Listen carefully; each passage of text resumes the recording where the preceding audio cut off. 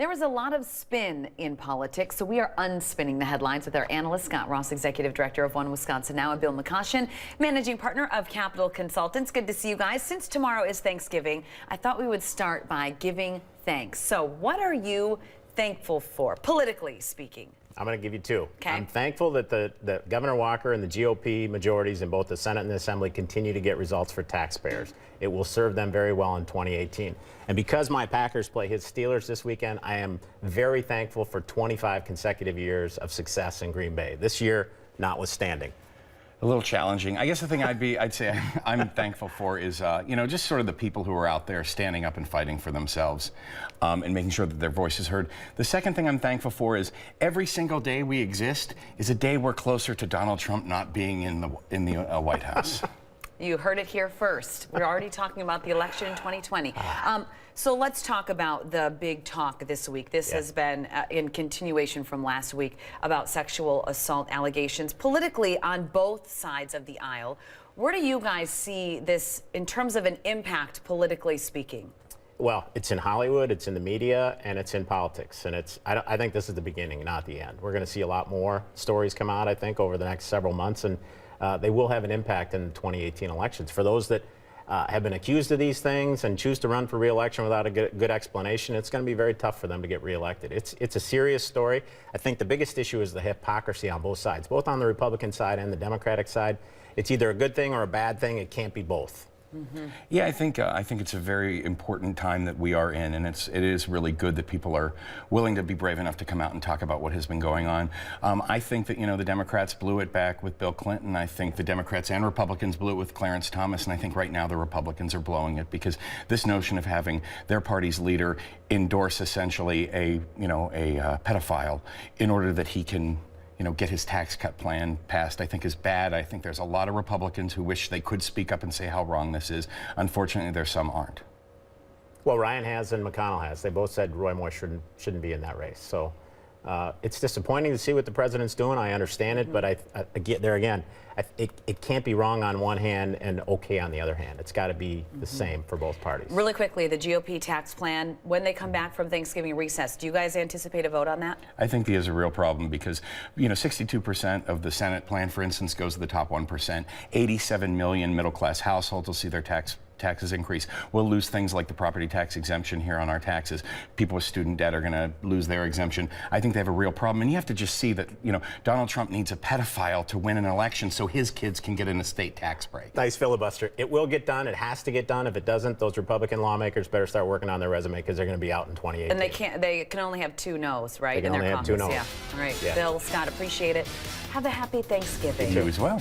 We'll be back right after this. We are unspinning the political headlines with our analyst, Scott Ross, Executive Director of One Wisconsin Now, and Bill McCoshen, Managing Partner of Capital Consultants. Let's start with you, Bill. And this is something we've been covering extensively. This plan passes, this sweeping tax plan, huge victory for President Trump. Biggest overhaul since the 80s. But if you look at a new CNN poll, it showed that, let me get this number, 33% of Americans, only 33% favor it. What would you say to the majority of Americans who oppose this plan? It's a great plan. Republicans need to do a better job of selling it. There's no question about that.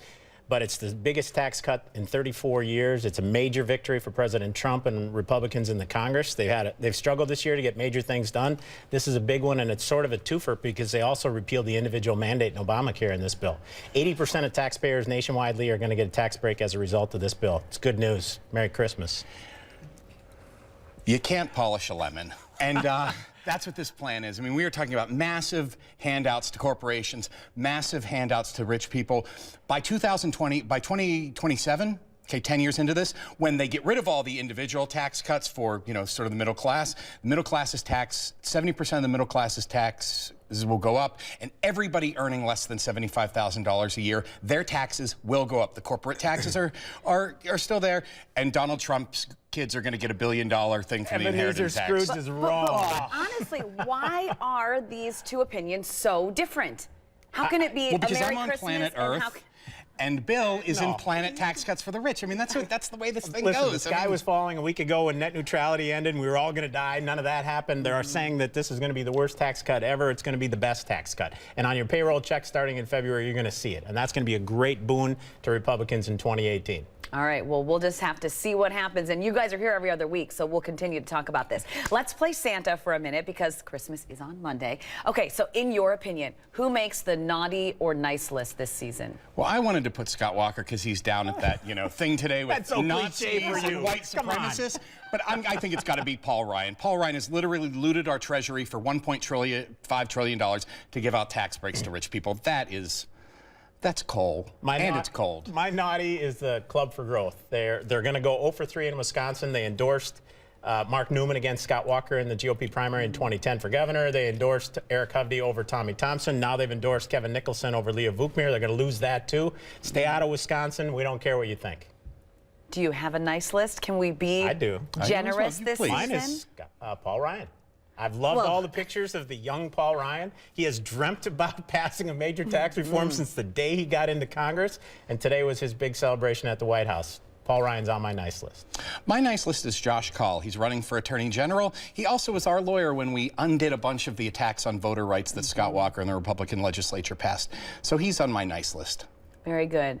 Appreciate you guys. Just want you to know we love having you in here. Hope you have a happy holiday season, both of you. And we'll see you in the new year in 2018 in 2 weeks.